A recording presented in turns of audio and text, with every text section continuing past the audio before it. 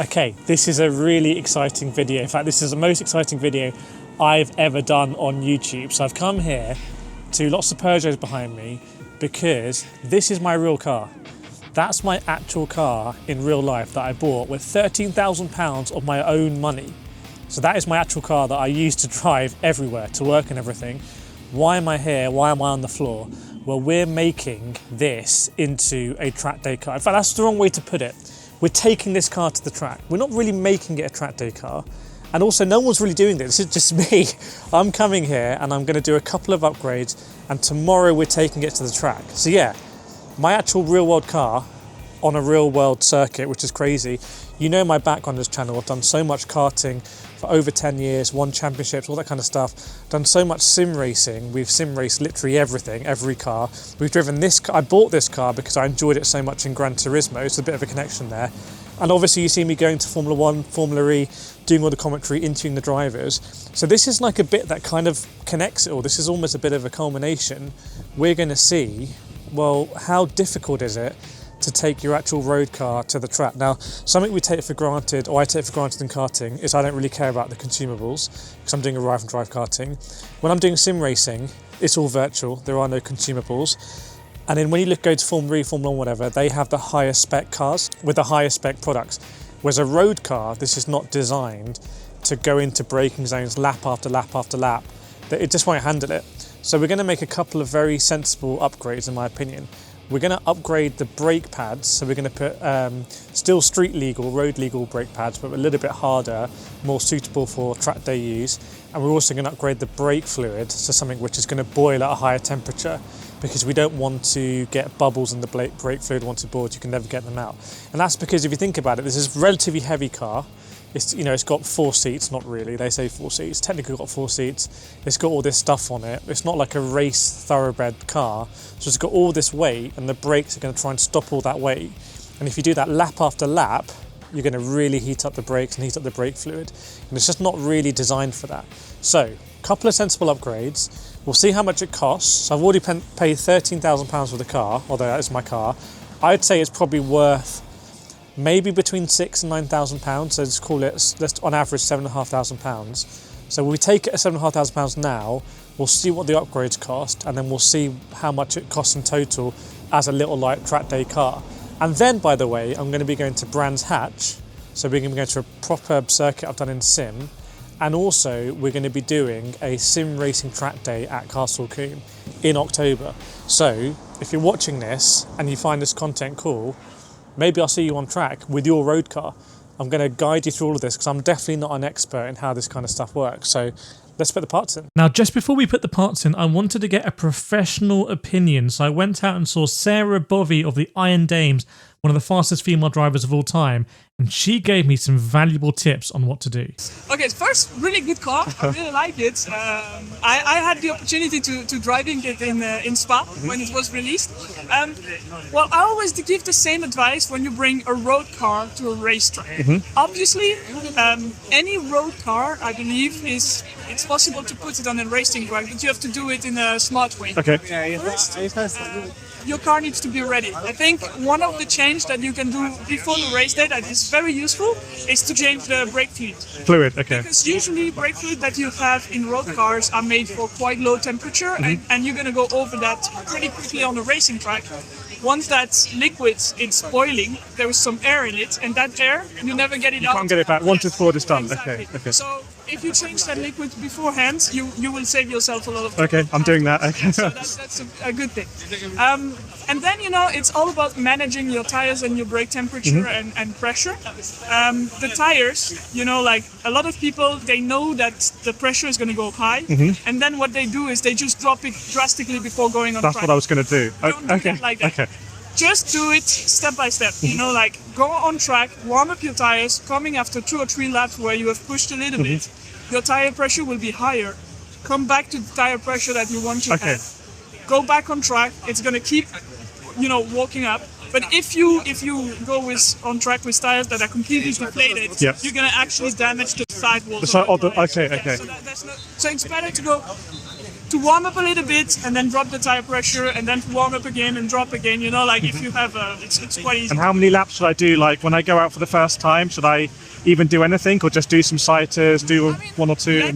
You know, everything needs to build up, especially if you are not on track every week, you know, like you have to build up, you have to warm up, you need to get used to, you know, attacking and everything. So don't try to go out and do the lap time in the second lap, you know, just give yourself and your car some time to warm up, build up the confidence, you know. And you know, be careful because after half a day, it's very often that I have some customer when I coach that are getting tired. Listen to your body. Okay. If you feel tired, go in your car, have a break, have a nap. Okay. You know, like seriously, I sometimes I have some customer. I said, you know, I don't want to see you for the next hour. Just have a nap for half an hour. Okay. Have a coffee and come back. Okay. Because it's gonna take so much out of your head, you know, and that's when you're tired that you do the worst mistake. It's mental tiredness. Yes, Okay. it's mental tiredness. Okay. So those tips were super helpful for me personally, and I hope you're all going to find them really helpful as well if you're thinking about doing a track day or if you're just curious. I'm going to show you in this video like all of the stages to completely demystify it, so by the end you're not going to be afraid at all. So we changed the brake pads, we changed the brake fluid, and then I caught up with Sam, who's a professional kart driver and who I'd be taking with me to the circuit to get his thoughts on the upgrades as well.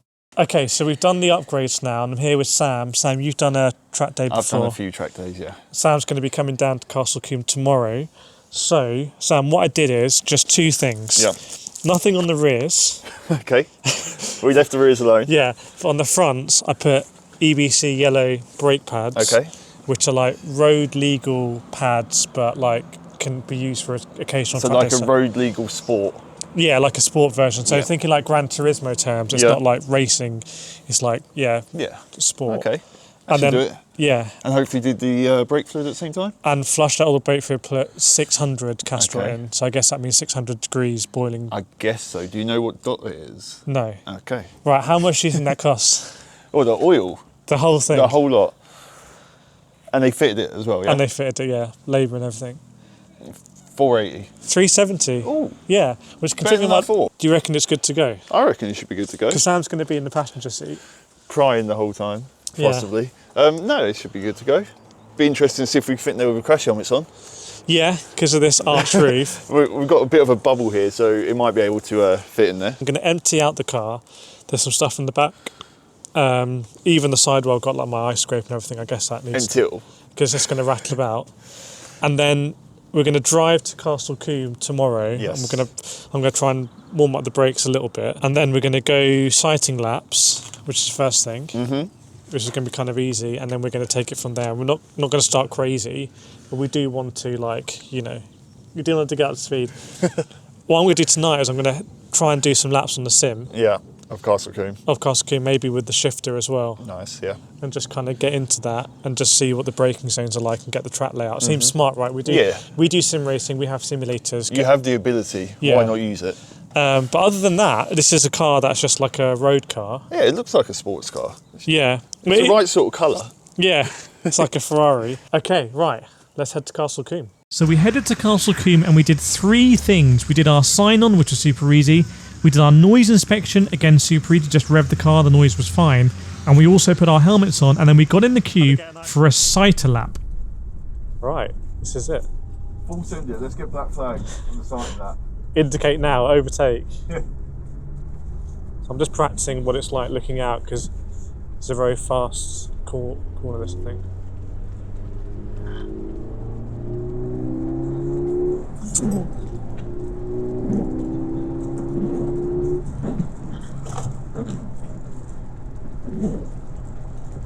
I mean, it's just nice to drive your car on a circuit. So this is a very awkward braking phase, isn't it? Yeah. Kinked in. So the sighting lap is not required, but I thoroughly recommend it if it's your first time doing a track day. As you can see, you go out on circuit at low speed, you just understand the circuit, understand your car, check everything's working, and it's a really nice and non-intimidating start to your day. So as we're going to see in this video, we're going to start slow and we're going to get quicker. We should say as well, Sam doesn't like being a passenger. I hate being a passenger. This is the worst drive for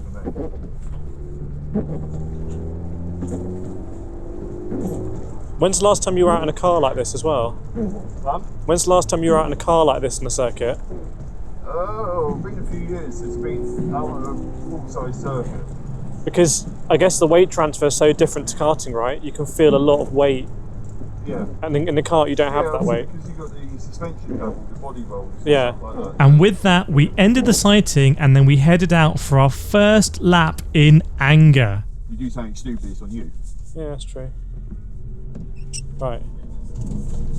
Are you ready, Sam? Nope. You're not going to enjoy this at all. I'm going to sit here and be miserable this whole time. Try and enjoy it. I'll try.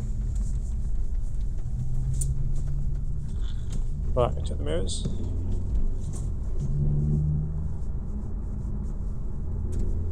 All good.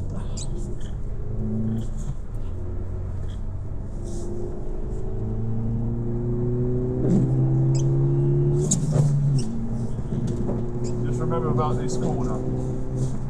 Yeah. Oh yeah, they said something about the cones. So like turn-in points and stuff. Now again, remembering what Sarah Bobby said, invaluable advice, we're not going to come out of the pits on our first lap and be trying to brake super late and everything. We're going to warm up the car, we're going to ease into the session, we're going to do warm-up laps, we're going to do pace laps, really fast laps, and we're going to do cool-down laps. So here, we're getting into the session, we're kind of understanding the car, we're making sure everything's working, and by the end of this lap, we're going to be up to speed. Not the smoothest change. And doing the next lap at full space. Now what that means is we're going to let other cars through on this lap, which means that you can do some car spotting. And incredibly, I'm sharing a track, not just with a Fiesta there, but also with an Audi R8. Insane. Right, this is a lot of fun already. So you would say don't worry about the gear changes too much? I wouldn't change gear mid-corner personally. Okay. Not until you've done a lot more. Oh, I'm getting into sim racing there already, like, oh, I must be in the same class as the car ahead. No, different cars. Completely different. That R8's probably four-wheel drive. Oh, but the Mazda had a big squiggle. Now you might also notice it's wet outside because it's England, so there's puddles everywhere. This is quite a fast corner coming up, and on the entry point there's standing water. Now because I'm used to karting, this would be a completely different experience in karting. I would have been out in the rain all day. I would probably be soaked through, my helmet would be wet, my race would be wet, I'd be in a wetsuit. I'd just be in the element, which I really enjoy. I'd feel really connected with the environment around me. It's very different driving your car, where it's a lot more comfortable. Okay, just going down a little bit. Well, the temp. Yeah. Hey, there we go, there's the brakes.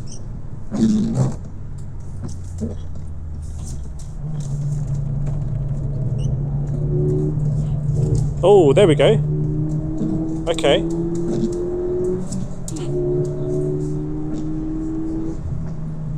Oh, what's happened there?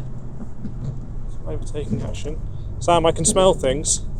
Huh? I can smell things happening. Oh yeah. Yeah, I can smell something. So my big question coming into this was, am I going to get addicted to this or not? And I feel like the smell and everything, you know. I can assure you I will not be getting addicted to being a passenger. You anticipating something with that No, tone? it's sliding backwards and forwards, it's driving me insane. I'm trying to figure out somewhere I can put it. Not in there. Oh, it's just going to have to go backwards and forwards. Well, at least we know where it is. Yeah.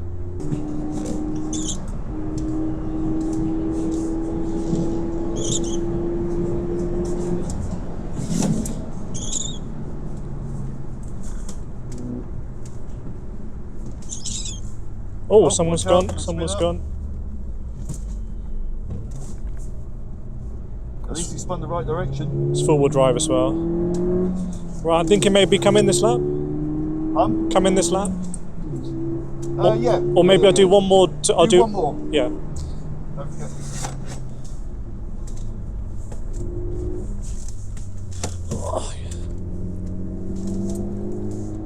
So, given that, you know, I have a set of Corsa and I've got, you know, pretty much every sim Project Motor Racing, this is none of those sims get anywhere close to like.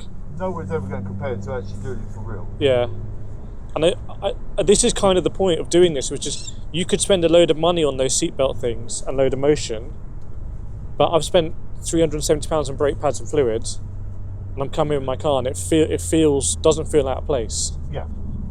The only thing I will say, Yeah, if you wreck your car, that's costing you a lot more money than crashing your sim. that's true. That's 100% true. Yeah, So maybe we it's need always to keep that in mind. maybe we need to speak to people who have done that. Go find that Subaru. It's Yeah. fun. You said the question. Yeah. You. Right, do you want to unclip that 360? Because I can smell stuff happening, Sam. I can smell things. You can hold it like that, just at the top.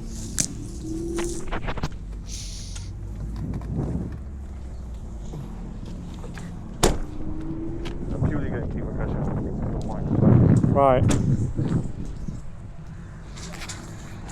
You can't really see it. Oh, but you can smell it, and you can. That might You even. might see the steam coming off the... I wouldn't even get the lens too close, to be honest. Yeah, look at the steam coming off. It's all good. So the tread looks absolutely fine. It's graining across here. You felt it. That will come off though, like. No, they'll come off just driving on the road. Yeah.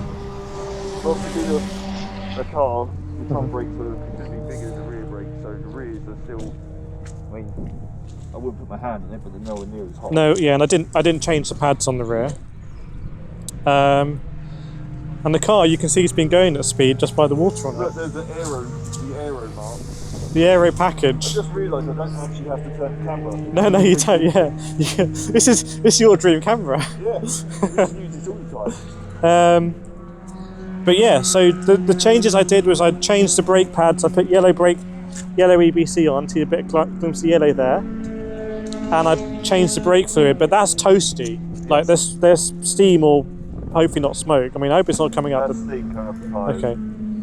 There's nothing coming out the boot yet. Front wheel drive car. Okay, well let us know if you have any questions about track days, because kind of know a little bit about them now. And yeah, a super cool compliment I think to karting and sim racing. So I went out a few more times with Sam, and it's great to have a passenger, it's great to have a chat, it's just a really nice hobby and just day out to do, to be honest, above everything else. But then I wanted to go out by myself as well and kind of just really see what I can do in the car, feel comfortable but kind of push it a little bit. So you can see now there's a queue of traffic ahead of us, but we're not going to hang around, we're going to try and overtake cars. On the track days it's overtaking by consent, so if someone's blocking you, you can't overtake. They'll generally go over the left hand side, they may indicate or they may not, and you can overtake them on the right hand side. So we're going to overtake the Mini here on the right hand side, and we're going to get overtaken by a Focus. It was really interesting to see the mix of cars. Like, you've already seen an Audi R8, there's a Focus there, there's like a custom car ahead that I think a guy was driving maybe with one leg, so with like custom controls in it. I think I can see an MX-5 as well. There were plenty of Clios, there were some expensive BMWs and such like, but really it was kind of cars like mine that were dominating the track day, and I never felt like my car was slow. So as a benchmark, this is a car that you could go out and buy for, you know, maybe if you wanted a rough version for a couple of grand, you can get a really rough version and turn it into a track day car. You do not need to have an expensive car at all. There's no roll cage in this. At some point, obviously, that's going to be sensible. My car is quite unusual, so perhaps it would be really sensible. And I have been racing before, and I've raced with someone who has rolled their car in my race, and I think they're alive, frankly, due to the roll cage. But now we're going to try and get some speed here. Into turn one especially, this difficult braking phase. So we're going to overtake this unusual car to left-hand side, and we're going to go into turn one. And given that motorway speed limit in the UK is 70, in France is 80 miles an hour, I think, to go into turn one around 100 miles an hour and then go into a braking phase is really fun. Like, it's just fun to, on a circuit, to drive 100 miles an hour, because you can't do that on the road. You can't do that legally on the road. So it's nice to stretch the car's legs here. It also, I really, in seriously, think it helps me understand how the car performs at the road. For example, if I'm on the motorway at 70 miles an hour and then I need to avoid something ahead, I have a much better understanding of what my car is capable of doing and what it isn't capable of doing. which I think is really handy. I'm not saying that track days should be mandatory, but I think they have a real benefit there as well as being a ton of fun. So obviously I was comparing it a lot to sim racing. You know, I do drive cars on circuit, you know, other people's cars, and I have raced Mazda MX-5s in Spain as well, but driving your own car on a circuit I think gives you a ton of confidence that you don't have when you jumping into a car for the first time that day or that weekend, even if it's been fully race prepped. Like, psychologically this is the car that's you're driving every day, that's keeping you safe every day, so you trust it. Like, if anyone's watching and you've got your own car, then you'll totally get that. So I think that enables you to really have some fun in it and feel super confident. So you're able to overtake some cars here as you're coming to the pits, and I was just remembering what Sarah said about don't be too tired, end of day, like, people can make mistakes, but I felt super fresh. I've been taking a ton of breaks, I'd made sure I had lunch at Castle Combe, so I felt mentally really fresh and I wanted to push a little bit. You can see a Lotus Elise on the left hand side there, which is super cool. We're following a Porsche. We're going to overtake this Porsche at 100 miles an hour into turn 1 in the rain. I'm just having so much fun, like a ridiculous amount of fun, and this is giving me sensations that you just cannot replicate in sim racing. Like, every sim is different with how it simulates the adherence of the car and the tyres to the circuit and gravity and all this kind of stuff. I really don't think they're just able to simulate that sensation yet. And trust me, I've tried all of the seatbelt stuff, I've tried all of the motion stuff, I've tried all of the sliding motion bed stuff, I've tried all of it. Like, they all get me to demo their stuff. This is above anything. And I think especially stuff like the seatbelts, you know, I'm not thinking about the seatbelt here, I'm just naturally feeling the acceleration and deceleration in a supernatural and immersive way. So I thoroughly recommend doing this. In fact, what we're going to be doing is I'm going to be doing a sim racing track day at this circuit you're watching in the video. There'll be details in the description. It's all in partnership with LOGITECH, who make the little blue boxes you see in race cars, all of the GPS telemetry and all that good stuff. There's going to be, I think, maybe about 40 slots, so I think it probably will sell out. It's going to be about £190 for the day, and it's going to be at this circuit. It's going to be 4 sim races. We'll be doing some stuff in advance, like doing some sessions in sim potentially, maybe doing some cool challenges, and we're all going to go down in October 2026. If you're watching this in 2027, hopefully there's a 2027 version as well. Make sure you go to that link if you're interested in doing something like this. It's going to be absolutely fantastic, I'm sure of it, and I'm having so much fun in my car. It feels super safe. Obviously, if there's stuff like fluid on the circuit, or someone overtakes you very close, those are things out of your control, but I would say that can happen on the road as well. That can happen as you come off the motorway slip road, or, you know, driving inherently is dangerous, motorsport is dangerous. I'm not new to that because I've been doing motorsport for a very, very long time, but I didn't feel unsafe here. Like, I felt like I knew the parameters of my car. I had some moments where I had to counter steer and you know, all sorts, and that's very fun, but I'm sure if I'd had a moment where I'd lost the back end, I'd kind of just wash out like we saw the Subaru. So let's hear my thoughts, and there'll be time to debrief with Sam. Ah, that was awesome. That was so good. That's some of the best driving experience I've ever had in my life. And it's in my own car that I've had for years, and I've never taken to the track. I mean, it's just unbelievably good. So good. Had a little moment as well, but it's my car. Like, I feel I understand the characteristics a little bit as well. Like, I can't tell you just how good that was. Just so good. Fantastic. Okay, we just done the track day. It's done, and I've got loads of thought about it. Sam, Yeah. you've been in the passenger seat with me for 3 goes. Rate the car and the driver then. Car am I driving? Car and the driving, right. So I had to do some driver tuition on you on one of the corners, sorry. which is cool. So that worked out quite That shows well. you're enjoying it. You're getting into it. Yeah, I mean, One hand up here. no, he's down here death gripping it. Yeah. But no, it's good fun. The car was great. It's just, apart from obviously the brake pads and the brake fluid, completely stock. It's done everything you wanted. It's very nimble. Turned in, the rear was compliant, stuff like that. Kireth didn't kill me, which is always Get a worth point a for plus. that, yeah. Get 2 points there. Yeah. Amanda might give you one as well. And I didn't kill myself as well when I'm out by myself. Yeah, that's true. Yeah, he did. It's not like I was being considerate. He was a big boy out there and went out on his own. And you'd like to think he'd be pushing harder when he Yeah. drove on his own. But no, it just goes to show that any sort of modernish sort of car is completely fine to drive around. So my main thing, so 48 hours ago I sat outside the tuner ready to do some adjustments, and I wasn't in this world at all, and now 48 hours later I feel like, when am I doing my next track day? Like, I'm completely ready. So if you have any questions about the complications or you feel intimidated, I've just gone through all of that stuff. So I can tell you, I felt really good about changing the brake pads and the brake fluid, because we could see the heat, the steam coming off the brake pads. The road when we came in, we could smell the brake dust as well. So there's a lot of stuff going on in the brakes. The tyres seem to be absolutely fine. Yeah. But I would say your front brakes seem to get an absolute pounding. They do. And then one of the things that you obviously were quite not worried, but cautious about was you thought you'd be here and there'd be race-ready cars on track. Yeah.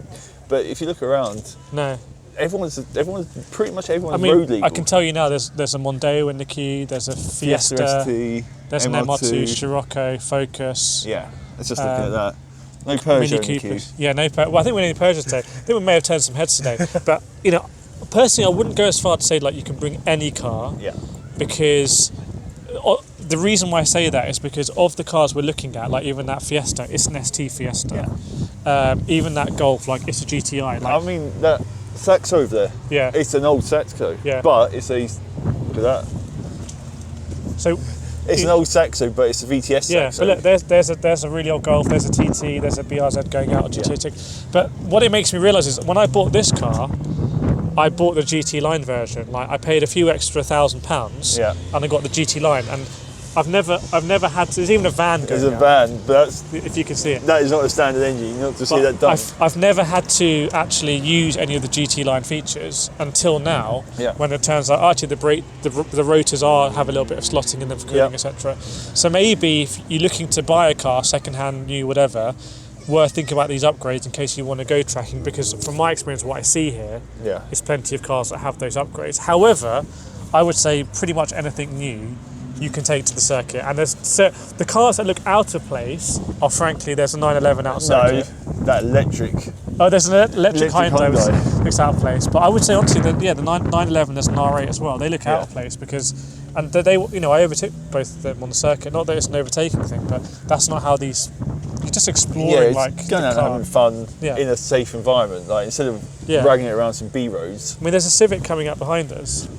That's just like a regular Civic with normal brakes, and to be fair, it does have some damage on the rear there, which I'm not sure was there earlier. It looks like it's gaffer tape. Yeah, and I did see some stuff on the chicane. Yeah, it's been so much fun. Yes. If you've enjoyed this, make sure to subscribe. Check out Sam's channel as well. And if you've got any questions about track days, put them in the comments, because I'm not a track day person. Yeah. But now I feel like the same when I started karting. You feel like a seasoned regular. I feel like a seasoned veteran. Yeah. Right, we're going to go car spotting, and we'll see you next one.